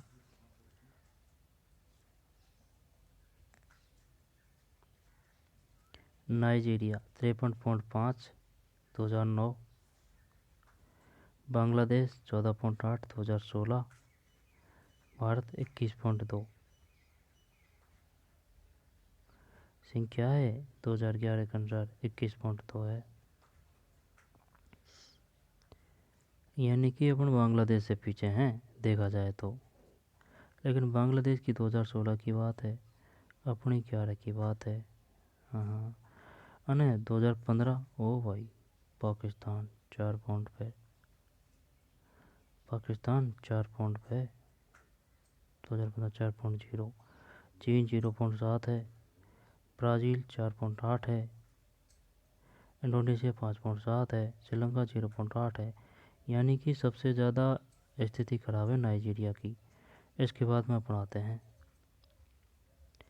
लेकिन नाइजीरिया का 2009 का है आंकड़े, अपने 11 का है। बांग्लादेश में 16 का है ना। पाकिस्तान में 2015 का 4.4 4.0। चीन 0.7। ब्राज़ील 4.8। इंडोनेशिया 5.7। श्रीलंका 0.8। श्रीलंका बढ़िया है यार, 0.8 ही है 2016।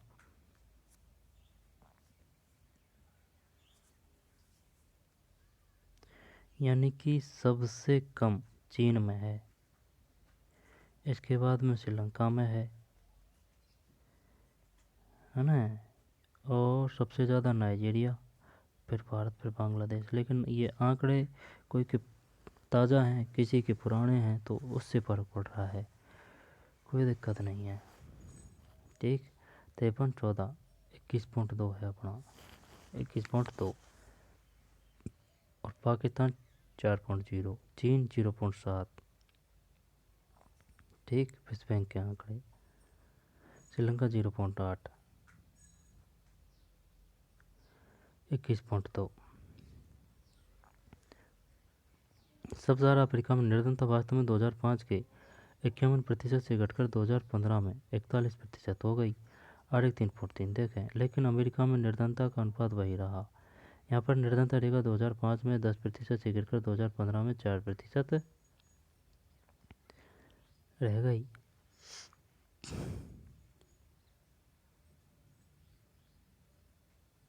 आरेख 3.3 3.3 की कह रहा है ये। 2.3.2 देख लिया अपन ने, 3.3 है ये। विश्व बैंक के आंकड़े पढ़ ले। सब सहारा अफ्रीका में निर्धनता वास्तव में 2005 के 51% से घटकर 2015 में 41% हो गई। आरेख 3.3 देखें। लेकिन अमेरिका में निर्धनता का अनुपात वही रहा। यहाँ पर निर्धनता रेखा 2005 में 10% से गिरकर 2015 में 4% रह गई है। सब सहारा अफ्रीका में निर्धनता वास्तव में 2005 के 51% से घटकर 2015 में 41% हो गई है। आरिक 3.3 जगह। लेकिन अमेरिका में निर्धनता का अनुपात वही रहा। यहाँ पर निर्धनता रेखा 2005 में 10% से गिरकर 2015 में 4% रह गई है। 10% से गिरकर 2015 में 4% रह गई है। देखें आरिक 3.3। रूस जैसे समाजवादी देशों में भी निर्धनता पुनः व्याप्त हो गई है, जहाँ पहले आधिकारिक रूप से कोई निर्धनता थी ही नहीं। तालिका 3.2 अंतर्राष्ट्रीय निर्धनता रेखा अर्थात $1.9 प्रतिदिन से नीचे की जनसंख्या की परिभाषा के अनुसार विभिन्न देशों में निर्धनता के नीचे रहने वाले लोगों का अनुपात दर्शाती है। संयुक्त राष्ट्र के नए सतत विकास के लक्ष्य को 2030 तक सभी प्रकार की गरीबी खत्म करने का प्रस्ताव है। कब है? 2030 तक सभी प्रकार की गरीबी खत्म करने का प्रस्ताव है 2030 तक। आरेख 3.4 का अध्ययन कर निम्नलिखित कार्य करें। विश्व के उन क्षेत्रों की पहचान करें जहां निर्धनता अनुपात में गिरावट आई है। विश्व के उस क्षेत्र की पहचान करें जहां निर्धनता की संख्या सर्वाधिक है। निर्धनता हेड काउंट कुछ चुनिंदा देशों के बीच तुलना। नाइजीरिया 53, बांग्लादेश 14.8, सबसे कम है चीन, इसके बाद में श्रीलंका है। ठीक। भारत 21.2 2011 के अनुसार, 4.0 2015, ब्राज़ील, इंडोनेशिया।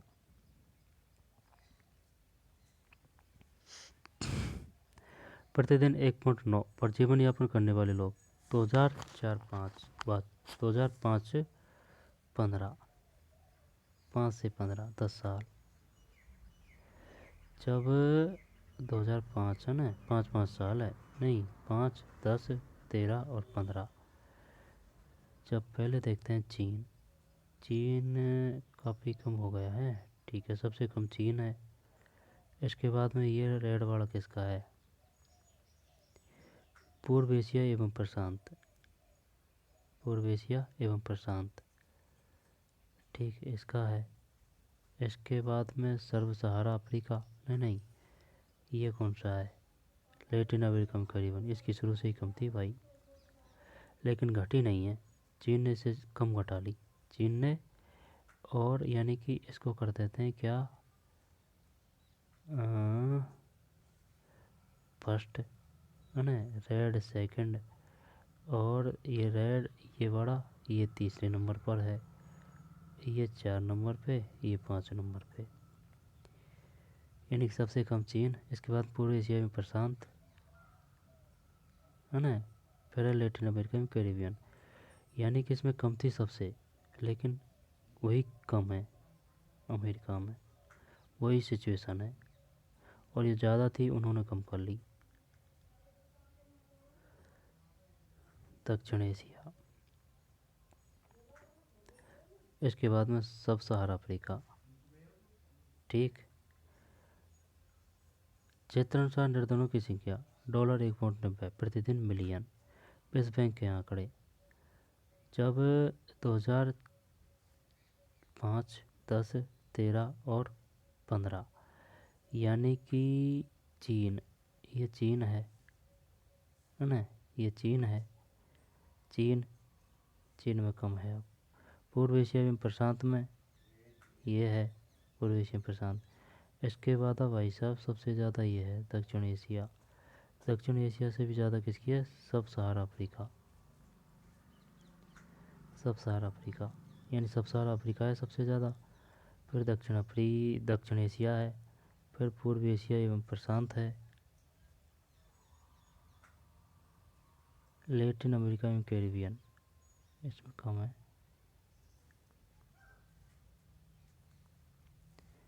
सब सहारा अफ्रीका, इसके बाद में सब सहारा अफ्रीका ही हो गया। दक्षिण एशिया, इसके बाद में लैटिन अमेरिका एवं कैरिबियन, ये बड़ा, ये हो गया। पूर्व एशिया एवं प्रशांत, ये हो गया। फिर चीन।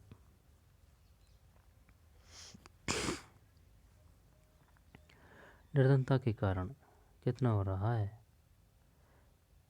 इसमें भाई साहब डाटे काफ़ी हैं यार, कोई दिक्कत नहीं है। यहाँ से क्वेश्चन ज़रूर आएगा, यहाँ से बाहर नहीं जाएगा ये क्वेश्चन, एक या दो जितने भी हैं। निर्धनता के कारण कुछ छूटा थोड़ी है अपन पे, नहीं कुछ नहीं छूटा है।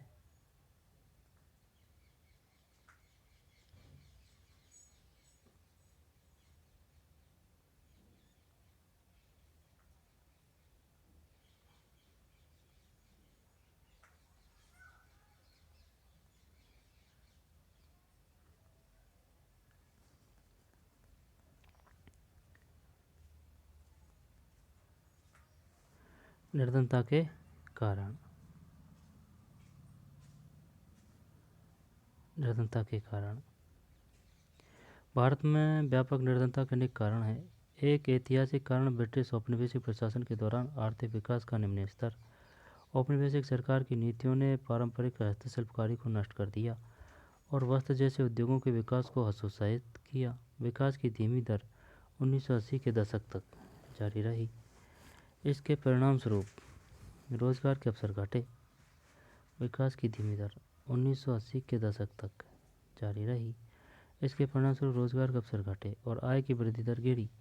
इसके साथ साथ जनसंख्या में उच्च दर से वृद्धि हुई। इन दोनों ने प्रति व्यक्ति आय की समृद्धि दर को बहुत कम कर दिया। यानी कि विकास की धीमी दर 1980 के दशक तक जारी रही। इसके परिणामस्वरूप रोजगार के अवसर घटे और आय की वृद्धि दर गिरी। इसके साथ साथ जनसंख्या में उच्च दर से वृद्धि हुई। इन दोनों ने प्रति व्यक्ति आय की समृद्धि दर को बहुत कम कर दिया। निर्धनता के कारण बहुत कम कर दिया। आर्थिक प्रगति को बढ़ावा और जनसंख्या नियंत्रण दोनों मोर्चों पर असफलता के कारण निर्धनता का चक्र बना रहा। दोनों मोर्चों पर असफलता के कारण निर्धनता का चक्र बना रहा। सिंचाई और हरित क्रांति के प्रसार से कृषि क्षेत्र में रोजगार के अनेक अवसर सृजित हुए, लेकिन इनका प्रभाव भारत के कुछ भागों तक ही सीमित रहा। सार्वजनिक और निजी दोनों क्षेत्रों ने कुछ रोजगार उपलब्ध कराए, लेकिन ये रोजगार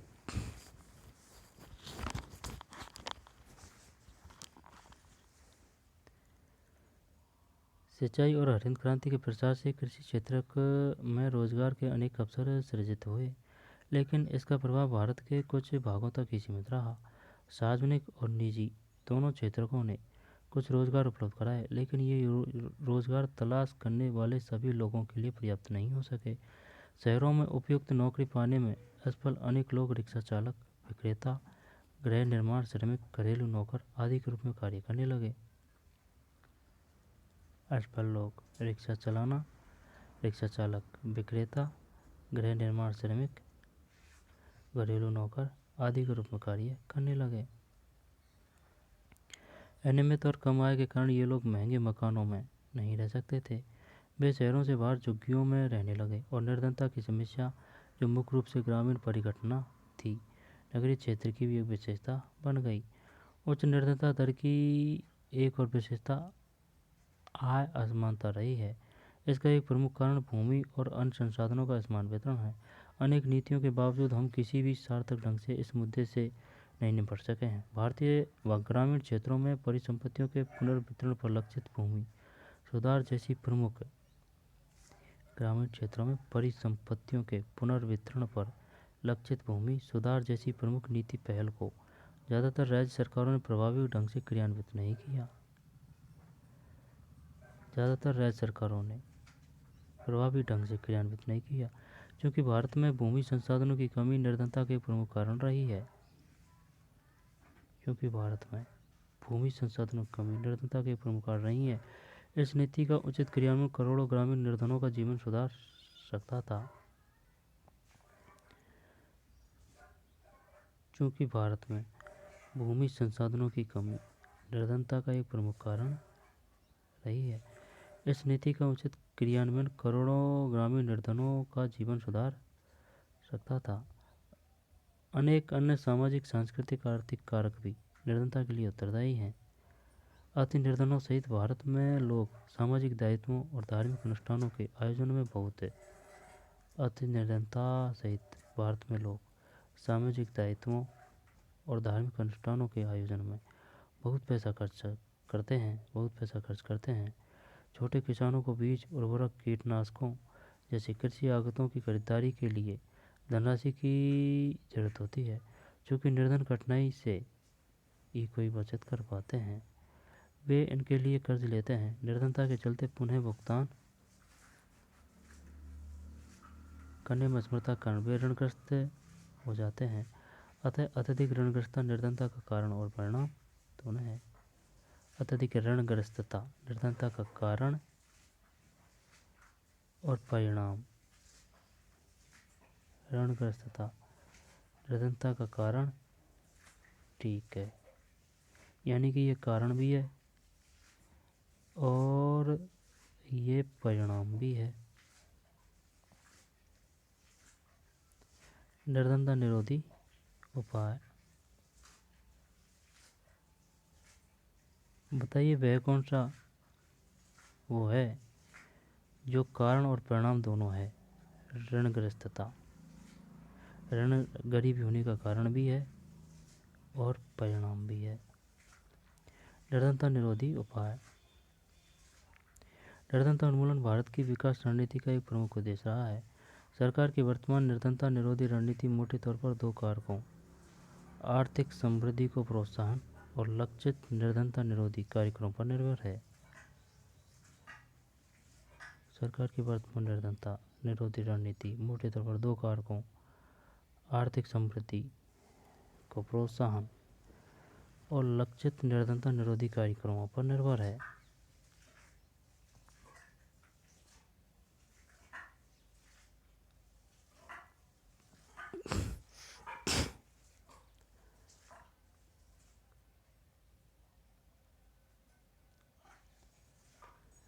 निर्धनता निरोधी उपाय। निर्धनता उन्मूलन भारत की विकास रणनीतियों का एक प्रमुख उद्देश्य रहा है।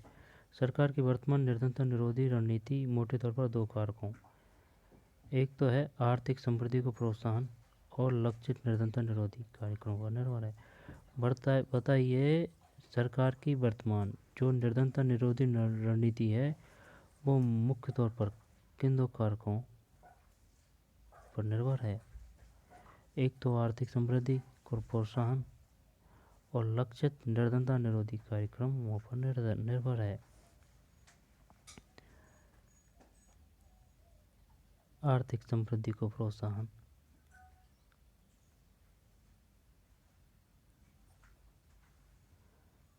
आर्थिक समृद्धि को प्रोत्साहन, लक्षित निर्धनता निरोधी कार्यक्रमों पर निर्भर है।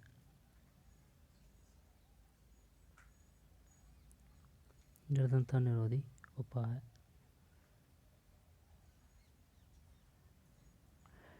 आर्थिक समृद्धि को प्रोत्साहन और लक्षित निर्धनता निरोधी कार्यक्रमों पर निर्भर है। 1980 के दशक के आरंभ तक समाप्त हुए 30 वर्ष की अवधि के दौरान प्रति व्यक्ति आय में कोई वृद्धि नहीं हुई और निर्धनता में भी अधिक कमी नहीं आई। 1950 के दशक के आरंभ में अधिकांश निर्धनता अनुपात 45% का था और 1980 के दशक के आरंभ में भी वही बना रहा। 1980 के दशक में भारत की आर्थिक समृद्धि दर विश्व में सबसे अधिक रही। 1980 के दशक में भारत की आर्थिक समृद्धि दर विश्व में सबसे अधिक रही। अच्छा, अब ये पूछ लिया। बताइए, भारत की आर्थिक वृद्धि दर सर्वाधिक रही थी किस दशक में। 1980, 1990, 1991, 2000। 1980।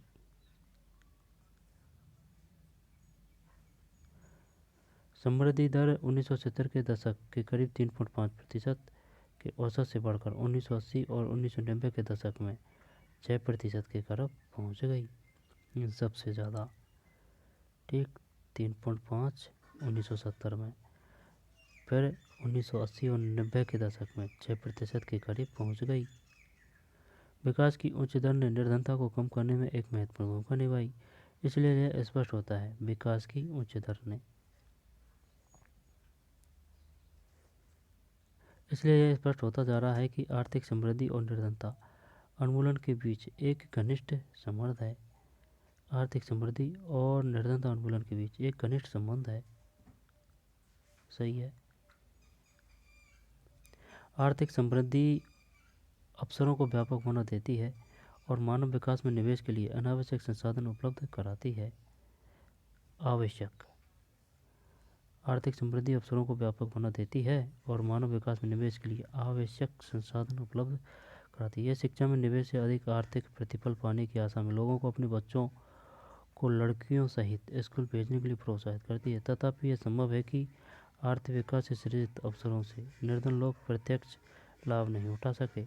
इसके अतिरिक्त कृषि क्षेत्र में समृद्धि अपेक्षा से बहुत कम रही।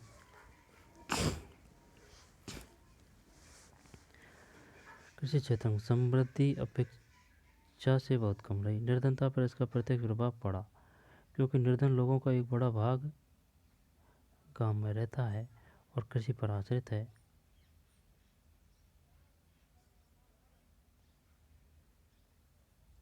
इसके अतिरिक्त कृषि क्षेत्र में समृद्धि अपेक्षा से बहुत कम रही। समृद्धि या वृद्धि एक ही बात है, थोड़ा बहुत ये टफ है शब्द। समृद्धि वृद्धि कृषि क्षेत्र में वृद्धि अपेक्षा से बहुत कम रही। निर्धनता पर इसका प्रत्यक्ष प्रभाव पड़ा क्योंकि निर्धन लोगों का एक बड़ा भाग गांव में रहता है और कृषि पर आश्रित है। इन परिस्थितियों में लक्षित निर्धनता निरोधी कार्यक्रमों की स्पष्ट आवश्यकता है। यद्यपि ऐसी अनेक योजना है जिनको प्रत्यक्ष या परोक्ष रूप से निर्धनता कम करने के लिए बनाया गया। उनमें से कुछ का उल्लेख यहाँ करना आवश्यक है। महात्मा गांधी राष्ट्रीय रोजगार अधिनियम 2005 मनरेगा। महात्मा गांधी राष्ट्रीय ग्रामीण रोजगार अधिनियम 2005 का उद्देश्य ग्रामीण क्षेत्रों में आजीविका सुरक्षित करने के लिए हर घर के लिए मजदूरी रोजगार कम से कम 100 दिनों के लिए उपलब्ध कराना है। 100 ये क्वेश्चन आ चुका है। बताइए मनरेगा में कितने दिनों का रोजगार दिया जाता है? 100, 150, 200, 100। इसका उद्देश्य सतत विकास में मदद करना ताकि सूखापन, कटाई व मिट्टी के कटाव जैसी समस्याओं से बचा जा सके। सूखापन, कटाई व मिट्टी के कटाव जैसी समस्याओं से बचा जा सके। इस प्रावधान के तहत 1/3 रोजगार महिलाओं के लिए सुरक्षित किया गया है।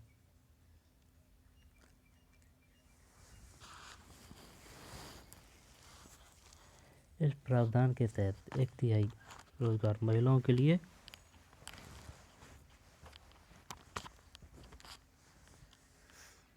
कितना? 1/3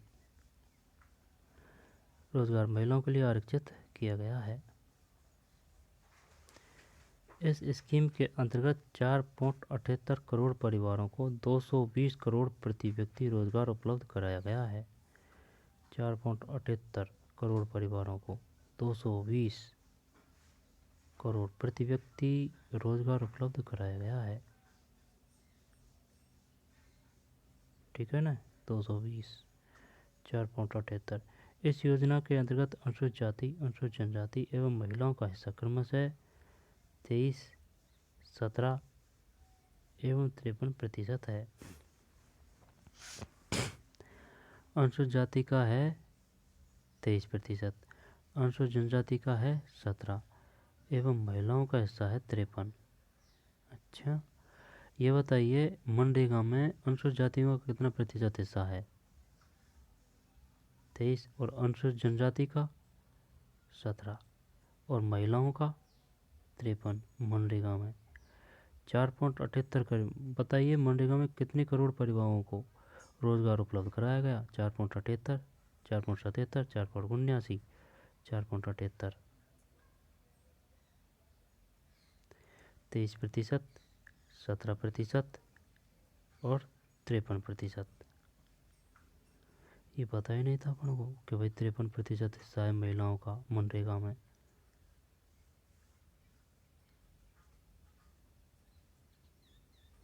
औसतन रोजगार वर्ष 2006-07 में 65 रुपये से बढ़कर 132 रुपये वर्ष 2013-14 में कर दिया गया।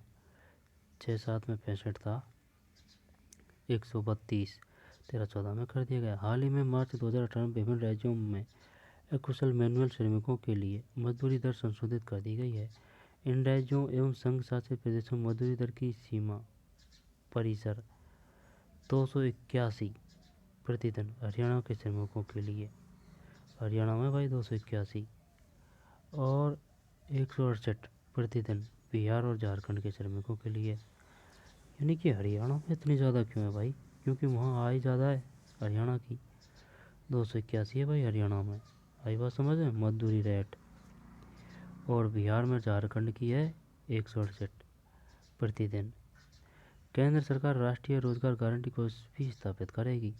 इसी तरह राज्य सरकारें भी योजना के क्रियान्वयन के लिए राज्य रोजगार गारंटी कोष की स्थापना करेगी।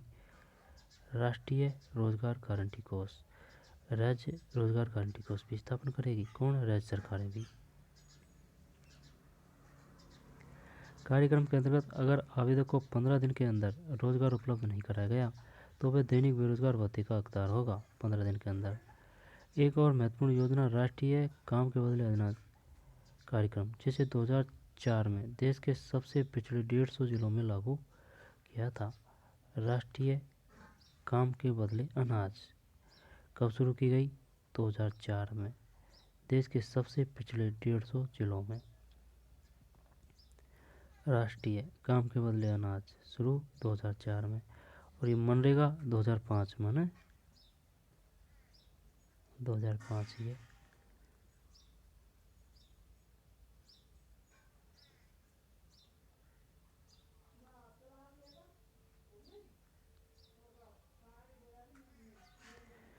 राष्ट्रीय आय के बदले अनाज कार्यक्रम है जिसे 2004 में देश के सबसे पिछड़े 150 जिलों में लागू किया गया।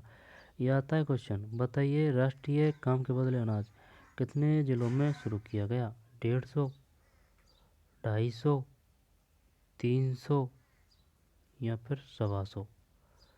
150 जिलों। यह कार्यक्रम उन सभी ग्रामीण निर्धनों के लिए है जिन्हें मजदूरी पर रोजगार की आवश्यकता है और जो अकुशल शारीरिक काम करने के इच्छुक हैं। इसका क्रियान्वयन 100% केंद्रीय वित्त पोषित कार्यक्रम के रूप में किया गया, यानी 100% केंद्र सरकार देगी भाई। और राज्यों को खाद्यान्न निःशुल्क उपलब्ध कराया जा रहे हैं। एक बार NREGA नई नरेगा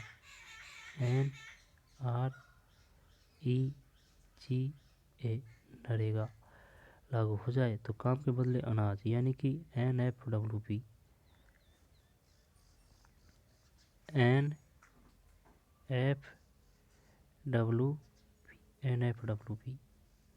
का राष्ट्रीय कार्यक्रम भी इस कार्यक्रम के अंतर्गत आ जाएगा। सही है। अगर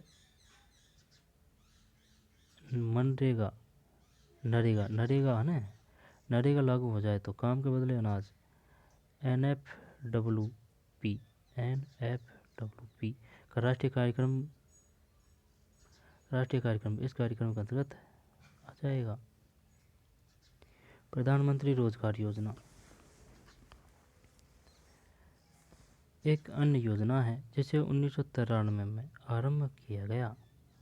प्रधानमंत्री रोजगार योजना एक अन्य योजना है जिसे 1993 में आरंभ किया गया। इस कार्यक्रम को देश ग्रामीण क्षेत्रों और छोटे शहरों में शिक्षित बेरोजगार युवाओं के लिए स्वरोजगार के अवसर सृजित करना है। कितना हो गया? 1.5 घंटा होगी भाई। यहाँ से क्वेश्चन आएगा भाई, इम्पोर्टेंट ये, वरना अपन स्किप कर देते, लेकिन महत्वपूर्ण है तो पढ़ना तो पड़ेगा, याद करना तो पड़ेगा। प्रधानमंत्री रोजगार योजना कब शुरू की गई? 1993 में। और NFWP क्या है? NFWP ये है राष्ट्रीय काम के बदले अनाज। कब शुरू किया गया? 2004 में। कितने जिलों में? 150 में। और कितना दिन का कार्य वो रोजगार उपलब्ध कराया जाता है? 15 नरेगा में, है ना। हरियाणा में 281, बिहार उड़ीसा में 168। 2006-07 में 65 था, जो 2013-14 में 132। अनुसूचित जाति 23 है, अनुसूचित जनजाति 17 है और महिलाओं का 53 हिस्सा है। 4.78 220 करोड़।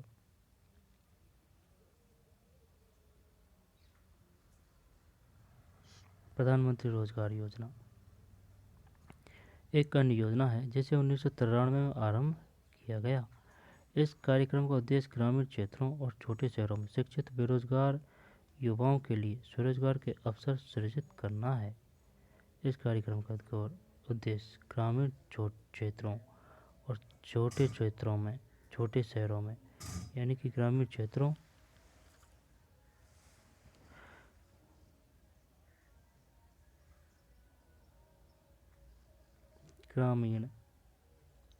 प्रधानमंत्री रोजगार योजना दोबारा देखते हैं। एक अन्य योजना है जिसे 1993 में आरंभ किया गया। कब किया गया? 1993 में। इस कार्यक्रम का उद्देश्य ग्रामीण क्षेत्रों और छोटे शहरों में शिक्षित बेरोजगार युवाओं के लिए स्वरोजगार के अवसर सृजित करना है। उन्हें लघु व्यवसाय और उद्योग स्थापित करने में उनकी सहायता दी जाती है। ग्रामीण रोजगार सृजन कार्यक्रम का आरंभ 1995 में किया गया। ग्रामीण रोजगार सृजन कार्यक्रम प्रारंभ कब किया गया? 1995 में। और प्रधानमंत्री रोजगार योजना 1993 में। ठीक, नाम से पता चल रहा है, कोई दिक्कत नहीं है। सन जरूर याद रखनी है कि भाई बताइए प्रधानमंत्री रोजगार योजना कब शुरू की गई? 1993 में। और ग्रामीण रोजगार सृजन ये 93 में है, ये 95 में। इसका उद्देश्य ग्रामीण क्षेत्रों और छोटे शहरों में स्वरोजगार के अवसर सृजित करना है। 10वीं पंचवर्षीय योजना में इस कार्यक्रम के अंतर्गत 25 लाख नए रोजगार अवसर सृजित करने का लक्ष्य रखा गया है।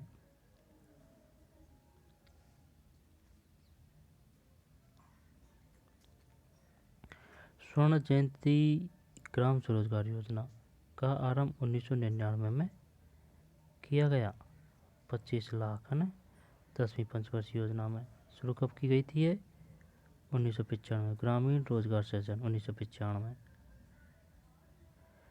ठीक, अब है स्वर्ण जयंती ग्राम स्वरोजगार योजना, यह 1999 में। इस कार्यक्रम का उद्देश्य सहायता प्राप्त निर्धन परिवारों को स्वयं सहायता समूहों में संगठित कर स्वर्ण जयंती ग्राम स्वरोजगार योजना 1999। निर्धन परिवारों को स्वयं सहायता समूहों में संगठित कर बैंक ऋण और सरकारी सहायकी के संयोजन द्वारा निर्धनता रेखा से ऊपर लाना है। प्रधानमंत्री ग्रामोदय योजना 2000 में प्रारंभ के अंतर्गत प्राथमिक स्वास्थ्य, प्राथमिक शिक्षा, ग्रामीण आश्रय, ग्रामीण पेयजल, ग्रामीण विद्युतीकरण जैसी मूल सुविधाओं के लिए राज्यों को अतिरिक्त केंद्रीय सहायता प्रदान की जाती है। एक और महत्वपूर्ण योजना अंत्योदय अन्न योजना है, जिसके बारे में आप अगले अध्याय में विस्तार से पढ़ेंगे।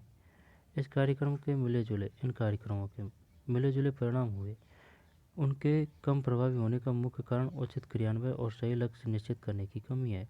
इसके अतिरिक्त कुछ योजनाएं परस्पर व्यापी भी है। अच्छी नीयत के बावजूद इन योजनाओं के लाभ उनके पात्र निर्धनों को पूरी तरह नहीं मिल पाए। इसलिए हाल के वर्षों में निर्धनता उन्मूलन कार्यक्रमों के उचित परिवीक्षण पर अधिक बल दिया गया। दोबारा ले लो भाई, ये काफ़ी महत्वपूर्ण है रागवाणी, ठीक है ना।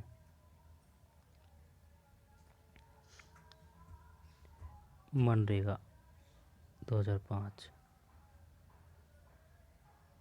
100 दिन, ये याद है, कोई दिक्कत नहीं। ग्रामीण नहीं, मनरेगा है ना। 4.78 220 करोड़ 23 17 53 65 और 132 13-14 में। 2018 में 281 बिहार में, वह बिहार में नहीं, वो हरियाणा में। और बिहार में, झारखंड में 168। अब है राष्ट्रीय रोजगार गारंटी कोष।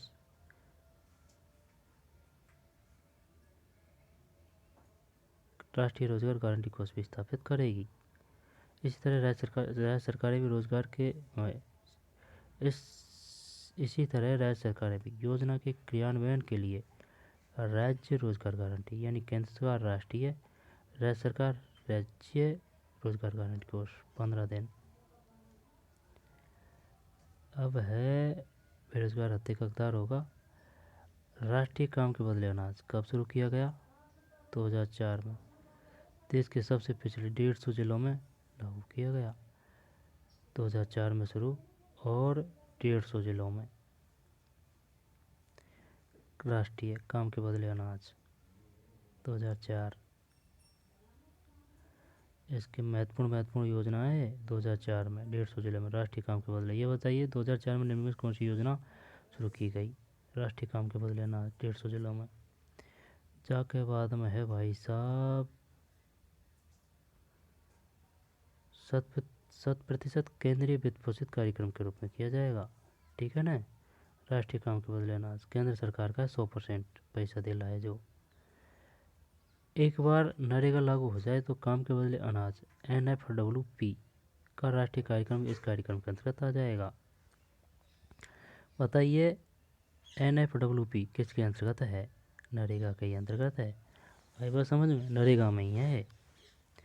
प्रधानमंत्री रोजगार योजना शुरू कब की गई थी? 1993 में, ठीक, 1993 में। जे के बाद में है ग्रामीण रोजगार सृजन कार्यक्रम, कब? 1995 में किया गया। ग्रामीण रोजगार सृजन कार्यक्रम का आरंभ कब किया गया? 1995 में किया गया। ग्रामीण रोजगार सृजन 95 में है और प्रधानमंत्री रोजगार योजना 93 में। पहले प्रधानमंत्री जी है, प्रधानमंत्री रोजगार योजना 93 में और ग्रामीण रोजगार सृजन 95 में। 10वीं पंचवर्षीय योजना 25 लाख। अब आ रही है भाई साहब स्वर्ण जयंती ग्राम स्वरोजगार योजना, यह है 999, ठीक, 1999 में। इस कार्यक्रम का उद्देश्य सहायता प्राप्त निर्धन परिवारों को स्वयं सहायता समूहों में संगठित कर बैंक ऋण और सरकारी सहायकी के संयोजन द्वारा निर्धनता रेखा से ऊपर लाना है। स्वर्ण जयंती ग्राम स्वरोजगार योजना 1999 में। प्रधानमंत्री ग्रामोदय योजना 2000 में आ रहा 1999 में स्वर्ण जयंती ग्राम स्वरोजगार योजना और प्रधानमंत्री ग्रामोदय योजना 2000 में प्रारंभ। इससे चक्कर मत पड़ जाना कि स्वरोजगार है, स्वरोजगार कोई स्वरोजगार नहीं है। स्वरोजगार ये है कि सहायता प्राप्त निर्धन परिवारों को स्वयं सहायता समूहों में संगठित कर बैंक ऋण और सरकारी सहायकी के संयोजन द्वारा निर्धन रेखा से ऊपर लाना है। स्वयं सहायता समूह में वही है। आई बात समझ में? स्वर्ण जयंती ग्राम स्वरोजगार योजना 1999 में। प्रधानमंत्री ग्रामोदय योजना 2000 में। अब है अंत्योदय योजना, कोई दिक्कत नहीं है। भावी चुनौतियाँ, यहाँ पे कोई दिक्कत नहीं।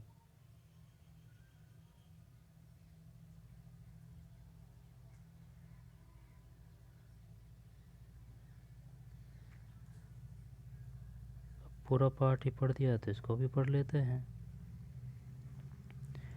भावी चुनौतियाँ, भारत में निर्धनता में निश्चित रूप से गिरावट आई है, लेकिन प्रगति के बावजूद निर्धनता उन्मूलन भारत की एक सबसे बाध्यकारी चुनौती है। ग्रामीण और शहरी क्षेत्रों और विभिन्न राज्यों में निर्धनता में व्यापक असमानता है। कुछ सामाजिक और आर्थिक समूह निर्धनता के प्रति अधिक असुरक्षित है। आशा की जा रही है कि निर्धनता उन्मूलन में अगले 10 से 15 वर्षों में अधिक प्रगति होगी। यह मुख्यतः उच्च आर्थिक समृद्धि, सर्वजनीन निःशुल्क प्राथमिक शिक्षा पर जोर, जनसंख्या विकास में गिरावट, महिलाओं और समाज के आर्थिक रूप से कमजोर वर्गों के बढ़ते सशक्ति के कारण संभव हो सकेगा। यह मुख्यतः उच्च आर्थिक समृद्धि, सर्वजनीन निःशुल्क प्राथमिक शिक्षा पर जोर, उच्च आर्थिक समृद्धि, सर्वजनीन निःशुल्क प्राथमिक शिक्षा पर जोर, जनसंख्या विकास में गिरावट, महिलाओं और समाज के आर्थिक रूप से कमजोर वर्गों के बढ़ते सशक्तिकरण के कारण संभव हो सकेगा। लोगों के लिए निर्धनता की आधिकारिक परिभाषा उनके केवल एक सीमित भाग पर लागू होती है। यह न्यूनतम जीवन निर्वाह के उच्च स्तर की अपेक्षा जीवन निर्वाह के न्यूनतम स्तर के विषय में अनेक बुद्धिजीवियों ने इनका समर्थन किया है कि निर्धनता की अवधारणा का विस्तार मानव निर्धनता तक कर देना चाहिए। हो सकता है कि बड़ी संख्या में लोग अपना भोजन जुटाने में समर्थ हो, लेकिन क्या उनके पास शिक्षा है, या घर है, या स्वास्थ्य सेवा की सुविधा है, या रोजगार की सुरक्षा है, या आत्मविश्वास है? क्या वे जाति और लिंग आधारित भेदभाव से मुक्त हैं? क्या बाल श्रम की प्रथा अब भी प्रचलित है? विश्वव्यापी अनुभव बताते हैं कि विकास के साथ निर्धनता की परिभाषा भी बदलती है।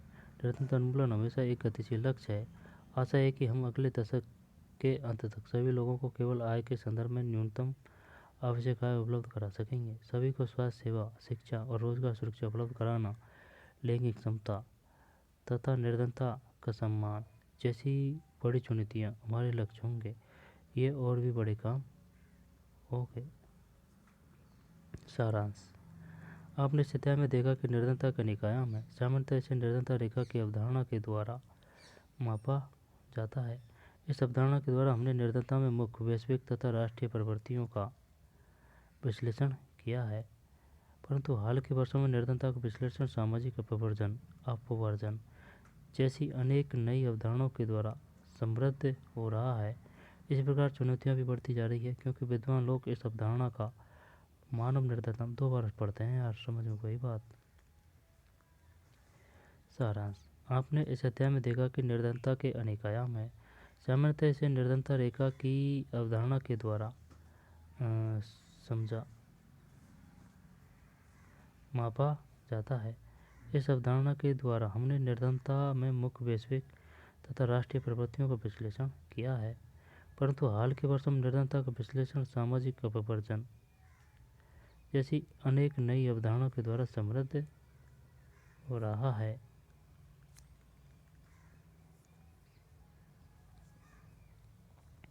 इसी प्रकार चुनौतियाँ भी बढ़ती जा रही है, क्योंकि विद्वान लोग इस अवधारणा का मानव निर्धनता में विस्तार कर रहे हैं।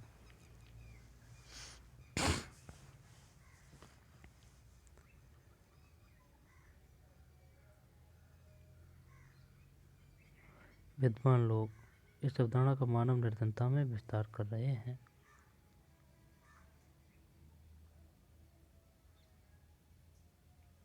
सही है।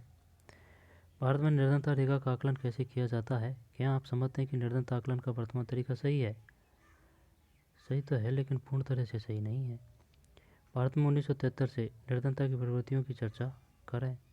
भारत में निर्धनता अंतरराज्य असमानताओं के विवरण प्रस्तुत करें। उन सामाजिक और आर्थिक समूह की पहचान करें जो भारत में निर्धनता के समक्ष निरूपाय हैं। मानव निर्धनता से आप क्या समझते हैं? निर्धनों में सबसे निर्धन कौन है? राष्ट्रीय ग्रामीण रोजगार गारंटी अधिनियम 2005 की मुख्य विशेषताएं क्या है?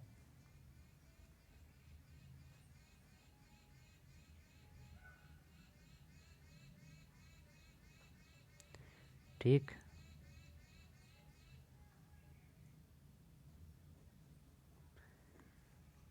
वैश्विक निर्धनता की प्रवृत्तियों की चर्चा करें।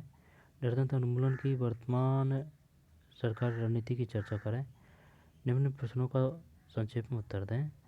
उन सामाजिक और आर्थिक समूहों की पहचान करें जो भारत में निर्धनता के समक्ष निरूपाय हैं। भारत में निर्धनता अंतरराज्य असमानता का एक विवरण प्रस्तुत करें। भारत में 1973 से निर्धनता की प्रवृत्तियों की चर्चा करें। क्या आप समझते हैं कि निर्धनता आकलन का वर्तमान तरीका सही है? भारत में निर्धनता रेखा का आकलन कैसे किया जाता है? ठीक।